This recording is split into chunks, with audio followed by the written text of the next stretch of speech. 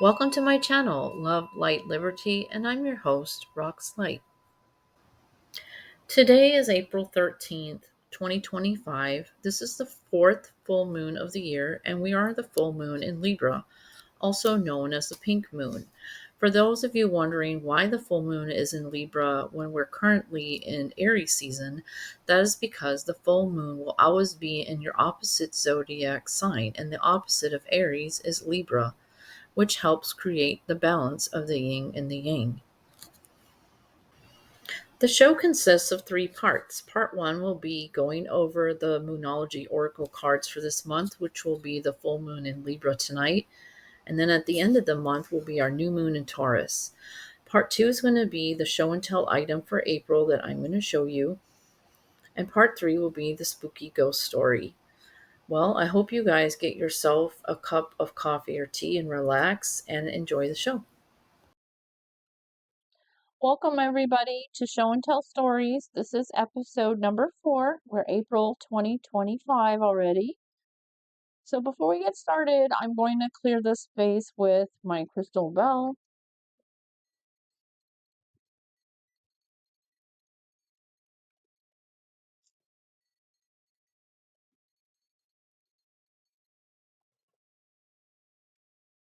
First and foremost, I'd like to thank the angelic spiritual realm for making my life possible so I can sit here and do this for you today. So let's get started on tonight's full moon Moonology card, which is going to be, we're full moon in Libra tonight. So that is a win-win outcome is forecast. A win-win outcome is forecast. So we know Libra is associated with the scales of justice and balance, and that's what we have here on the card is the Libra scales.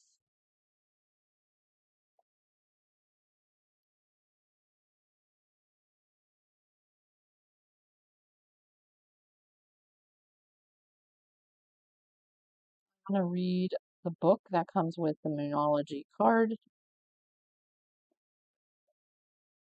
Full moon in Libra, the sign of partnership, of falling in love, and of closely relating to someone else. Since full moons are about climaxes and conclusions, this card suggests you're either about to start a new relationship or it's an important existing relationship is changing somehow, perhaps coming to an end or moving to a new level of commitment.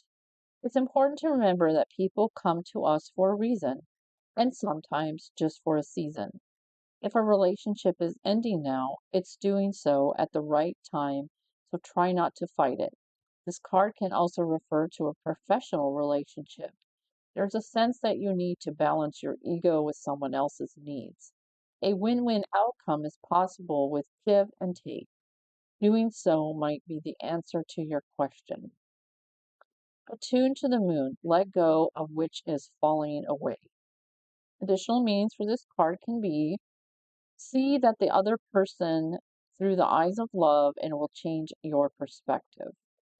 It's time for you to make a firm decision, time for you to focus on yourself for a while, look after yourself but avoid vanity. Now is a time for a great makeover. Teaching. No matter when you pull the full moon in Libra card, it encourages you to find a balance between your desire and those of the people around you. Balance is very Librian energy, and the full moon brings things to a peak. Dramas and upsets bring partnerships to the fore. Libra energy also brings love energy. Negotiations are easier. So, what I take from this card, like I said, with the scales that represent balance, um, justice, things that are fair, things that are equal, a give and take. That's why it says a win-win. Like if everything's balanced out, everything's smooth, and there's a win in it. So whatever you're dealing with right now in your life, if you can find some balance in it, find the middle ground, then the outcome is going to be successful, basically.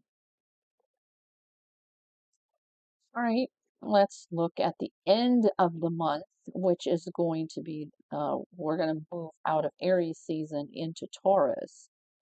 And so the new moon at the end of the month is going to be the new moon in Taurus. Taurus is represented by the bull, and this card says, prosperity lies ahead. The new moon in Taurus, prosperity lies ahead.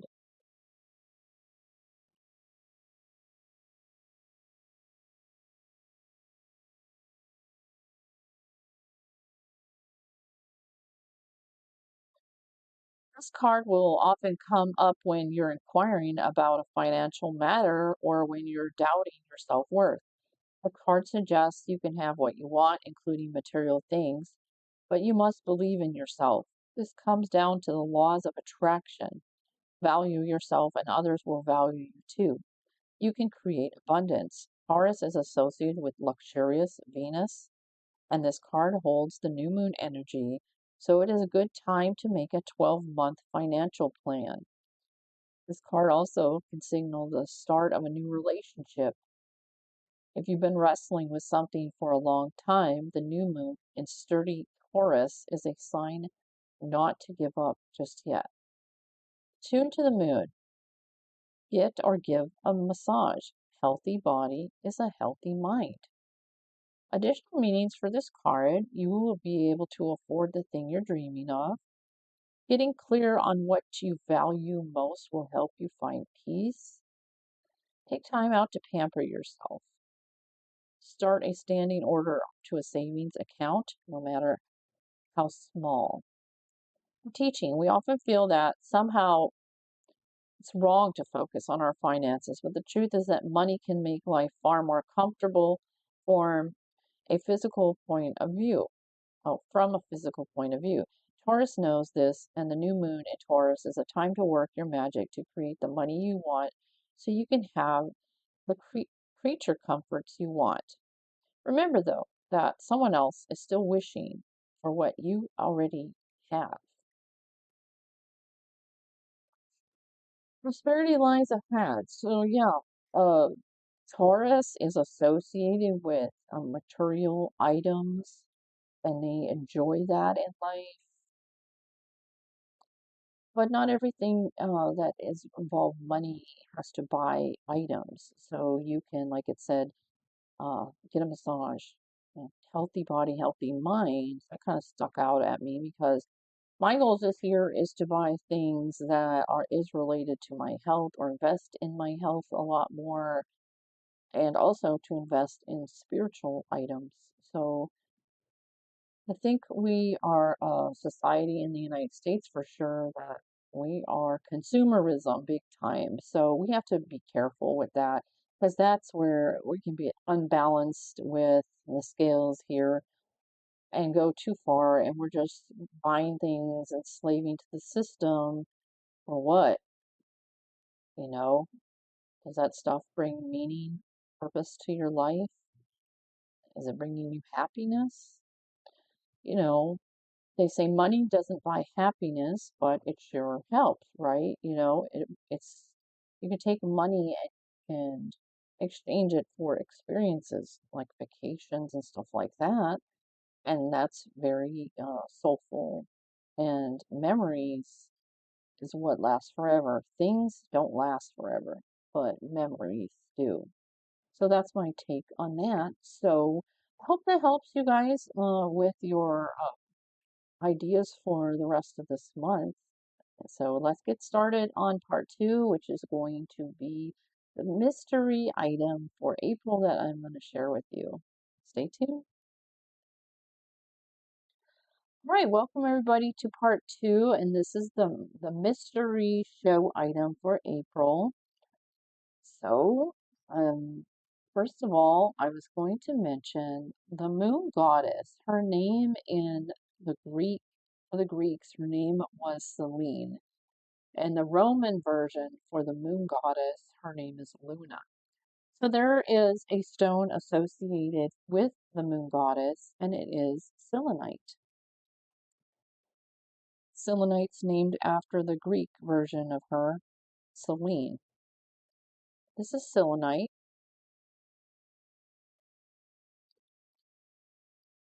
It is a soft stone. Remember before when I talked about crystals here and they have hardness of a 7 on a scale 0 to 10?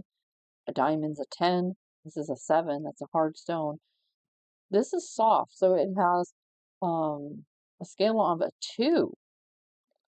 So that means this could break very easily or bend or actually dissolve if you had it in water. So you don't want to put this stone in water. But I want to just share a couple tidbits on the stone, what it represents, what it helps you with, what you can use it for. So what basically most people use selenite for is to purify their crystals. Remember I say to put the crystals out in the moonlight, to charge them, purify them. This does that. If you put selenite near your stones, it clears the energy and it clears energy of your space. So let's discuss some little tidbits on it. This is Crystals by Janie Hardy. I'm just going to read a couple snippets about it so we can learn about selenite real quick. The crystal card here says selenite, clear the clutter, and the shape of this is called a blade. Selenite, clear the clutter.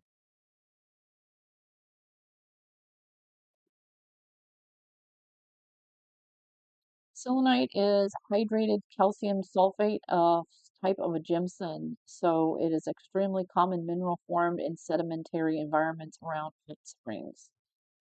So it is common. It is not like a rare stone to find or anything like that. Large pieces of transparent selenite are common, as are smaller crystal blades. Selenite has some interesting qualities. It's soft, so the pieces will bend. It acts as an insulator, so it feels warmer to the touch than your other clear crystals. In crystal healing, the blades of selenite make natural wands with a powerful action. They act like conductors of energy and can be felt on the body like rushing wave, clearing away physical and emotional toxins and negative mental patterns. If the crystals are fixed to selenite in wands, it makes their action even more powerful. For this reason, it is best to leave specialized energy work with selenite to qualified crystal healers. However, selenite can still be enjoyed by placing the piece in home where it can maintain positive energy. So anyway, this book also shows like polished, can't even say the word anymore, selenite stone would be a white round like this if it was polished and not in the wand form. And it does have a pearl-like sheen on the flat surface, and it also has these kind of weird or unusual ridges. I don't know how to describe it really. I don't know, can you see them?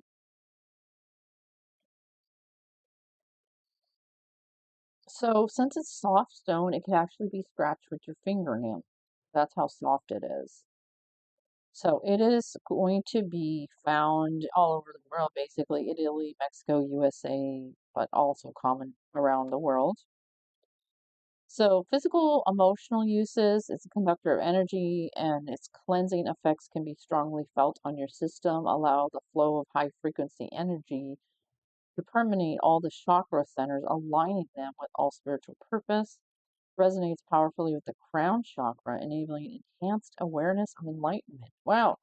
So we can put this on our crown chakra and have heightened awareness of enlightenment. Haven't tried that yet. Anyway, place it over your crown head to open your crown chakra. And if you are not experienced in crystal healing, only do this for a few moments. Ground the body by placing a smoky quartz between your feet. And that's pretty much what this book has to say about selenite. So I was at Barnes and Noble last month and I got a different crystal book. For guess what? For $5. I left a sticker on it, so you can actually believe I paid $5 for this book. I was happy about that.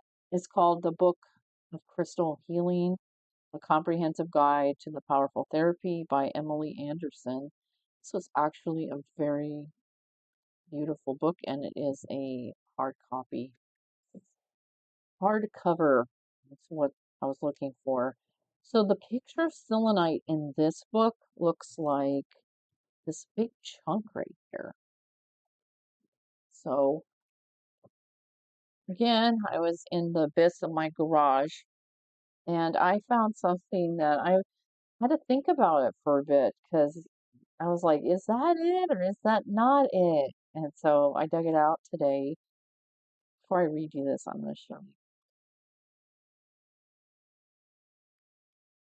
Yes, I dug this out of the abyss of my garage. It is a big chunk of selenite and it's a candle holder. I wasn't sure. I was like, maybe it's just fake. Or, maybe it's just, but it's heavy. I knew it was a stone. When I bought it, I didn't really fully know, but I knew it was important. You know, you learn as you go, huh? But I kind of left some of the tags still on the bottom, so I read it and said Selenite Key Holder by Opal House, 1999. But I didn't buy it new. I bought it at Goodwill for $5.99, which that's kind of coming off on the bottom of the sticker. But anyway, it does say selenite on it, so I didn't have to guess. Now I can peel the sticker off, and I will know for sure that it is something that's selenite. Yeah, I paid $5.99 for this. So yeah, I was gonna put a candle in it and light it to see how. I haven't had a chance to put a candle in it, guys. So I was gonna put a candle in it to see how it was gonna look. Probably gonna be nice. Oh, look, it's pretty. That over there, the other ones. I don't know, it might like shine through the light at night, maybe.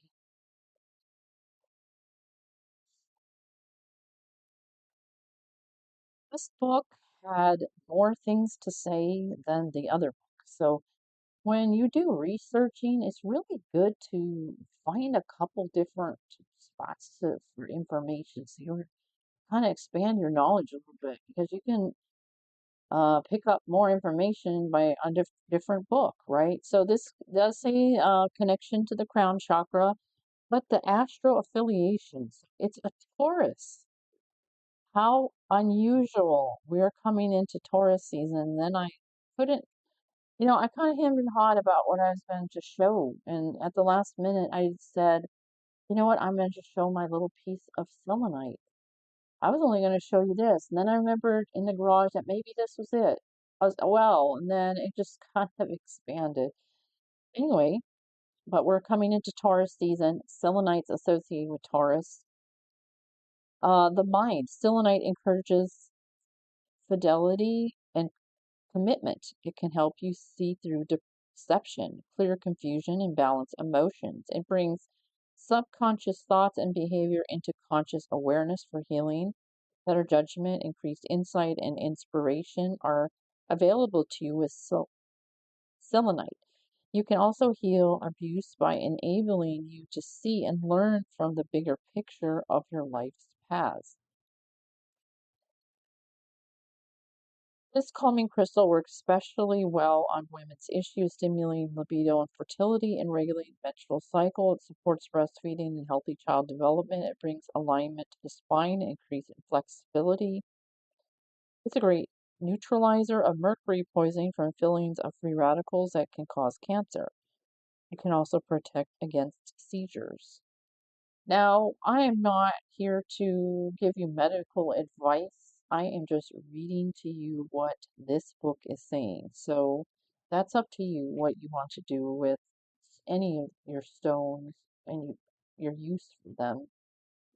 Spirit, the high vibration crystal activates the crown chakra, helping you connect with ancestors, angels, and ascended masters. Meditating often with selenite will bring a deep peace, ignite your psychic skills, and protect your aura. It increases communication with your higher self and the divine. faster enlightenment and more you work with it. If two people, this is the most, I think, out of all the information I read, this is the most important. Well, the other one too, reaching your higher self, ascended master, yeah, that's important too. But this one was kind of struck me odd in a way that it was super interesting. Okay, it's saying it increases communication. So if two people hold a piece of selenite, it can increase telepathic communication between them. Okay, I don't know if that was studied. Somebody must know something. We should try it out. Use a selenite wand to detect energy blocks in your chakras or unwanted energetic aura attachments and send it pure white light to clear it.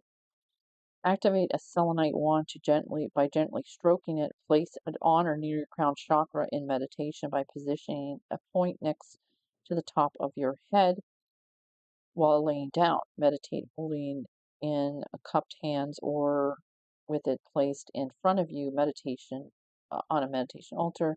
Sit in a crystal grid made of selenite to clear energy and provide psychic protection. Place in the corners of your home to keep you safe.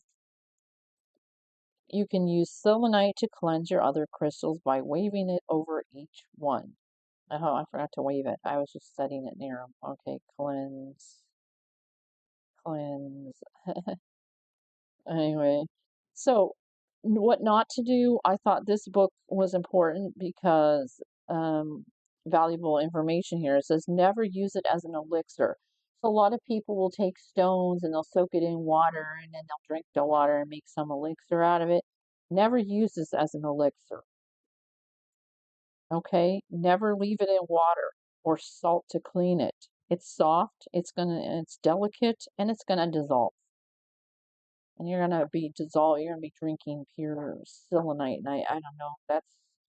That would be good, you know. But there are some stones you can make elixirs with. Of course, you can make elixirs with your quartz crystal or your amethyst, but definitely not this.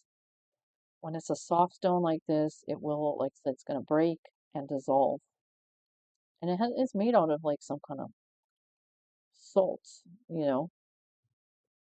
Okay, that's it on selenite. I hope you learned something cool on that. I think every stone has a purpose, and we should be able to use it in a practical way with our spiritual practice. All right, stay tuned for the spooky ghost stories. Okay, welcome to part 3, which is going to be spooky ghost story, and today I'm going to read you a story. I went to the grocery store this morning, and I had been looking at some books there, and I picked up this one called The Big Book of Texas Ghost Stories. And the author is Alan Brown. And yes, I live in Texas, so of course I'm going to be drawn to these kind of books. So I picked a story, and it's called The Black Hope Whore in Crosby, Texas. The first indication that something was terribly wrong in Newport subdivision in Crosby came in 1980 when Sam and Judith Haney moved into their new home. They were in the process of digging a swimming pool in their backyard with a backhoe when an old man showed up at their doorstep to inform them that 2 bodies were buried in their yard. He led Sam around the house to the spot where he claimed a black man and woman were buried. Sam was not convinced that the mysterious Mister was telling the truth, so he decided to test the validity of what he had said by digging in the exact place the old man had pointed to. Within a few minutes, Sam uncovered an old wooden coffin. He contacted the sheriff and county coroner, who found a second coffin. The skeleton inside this coffin had a wedding ring on its finger. Eager to discover the identities of the 2 skeletons, the Haneys contacted Jasper Norton, who had worked as a gravedigger in the area as a young man. Norton told the Hanneys that the entire subdivision had been built on top of an old graveyard called Black Hope, where a number of former slaves had been buried up until 1939. He identified the two skeletons in their backyard as the remains of Betty and Charlie Thomas, two ex-slaves who had died in the 1930s. The Hanneys decided to do the decent thing and rebury the couple in the same spot which they had originally been put.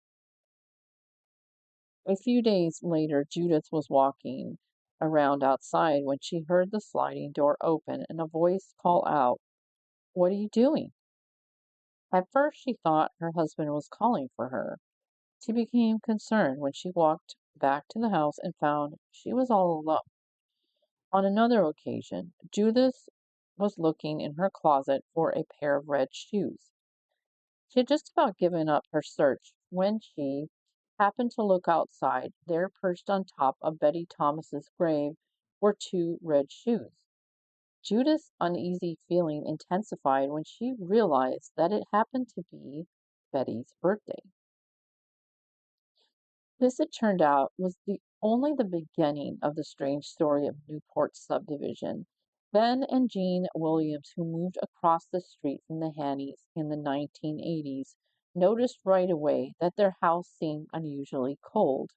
Before long, lights and television began turning on by themselves. Toilets flushed when the bathroom was empty. Armies of ants crawled out of their dishwasher. A black substance oozed from the walls of their bedroom. They began hearing disembodied voices and footsteps late at night. Soon snakes would Soon snakes began appearing out of nowhere. Several of their pets died for no apparent reason. Storms brewed up and centered primarily on Ben and Jean's house.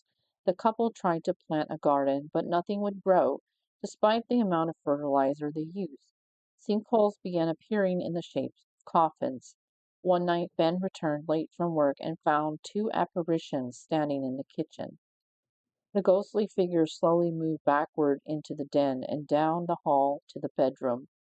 Ben flung open the door and saw a dark form standing at the foot of the bed where his wife was sleeping. He walked through the ghost to sit by his wife's side. He felt that he described as a sticky, cold sensation. After this incident, the couple began seeing random shadows sliding along the walls.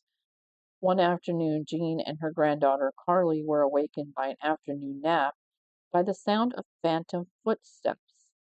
Not only was the neighbors' peace of mind shattered by the bizarre occurrences, but was their health. Sam and Judith Hanney became afflicted with a number of health problems. 6 members of the Williamsons' extended family contracted cancer. 3 of them succumbed to the disease within a year. Convinced they were being tormented because they were living on top of the dead, the Hanneys sued the contractor for not telling them that their home was built over a cemetery. The jury awarded the couple $142,000, but the decision was reversed on the grounds that the developer was not liable. When the couple was ordered to pay $50,000 in court costs, they were forced to declare bankruptcy. Ben and Jean Williams considered suing the developer, but they were told that they had to have concrete evidence before they could proceed in court. One day, Jean began digging in one of the sinkholes. When she was too tired to continue digging, her daughter Tina took the shovel. After digging for 30 minutes, Tina clutched her chest and fell to the ground. 2 days later, she died of a massive heart attack at age 32 years old. Certain that the spirits had taken their daughter's life because of the attempted desecration of the graves, Jean and Ben left their house and moved to Montana. A few years later, they moved to another neighborhood in Texas. All reports indicate that Ben and Jean's quality of life improved immensely after they moved away from the Black Hope horror. Well, remember my story, Ghost Typewriter, and I told you the school that it was happening at had been built upon Indian burial grounds? And I said that activity is always going to pretty much stay. And I think definitely shouldn't live near a graveyard or definitely not on top of a graveyard. And I wonder how many people knew or found out it was a complete subdivision. So this story was just about the Hannies and then the neighbors. Well, what about all the other people? What was happening to them in the whole subdivision? It couldn't have been just two houses, two families. So that was pretty crazy. And I thought, uh, the health thing, can it make you sick? Oh, that's something to think about. If they can physically make you, mentally, yeah, spiritually, yeah, but physically, yeah, can they? That's interesting. That family seemed to think so. They blamed cancer on the spirits that were bothering them. All right, well, I hope you had a great time with me today. I hope you go out and charge your crystals in the full moon tonight, or go make yourself some moon water. Put some water outside in a glass jar and get it charged up in the moon. Drink it, see how it makes you feel. All right, well, I hope to see you next time. And also for today, it was pink moon. Not that the moon is going to be pink. It was called pink moon after the pink wildflowers that come up in the spring. And so, in honor of that, I went to the grocery store this morning and got these beautiful pink carnations. I love carnations, by the way. These were really cute. I was like, gonna be pink flower day. So I hope you enjoyed those as much as I am going to be enjoying those. All right, have a nice full moon tonight and see you next time.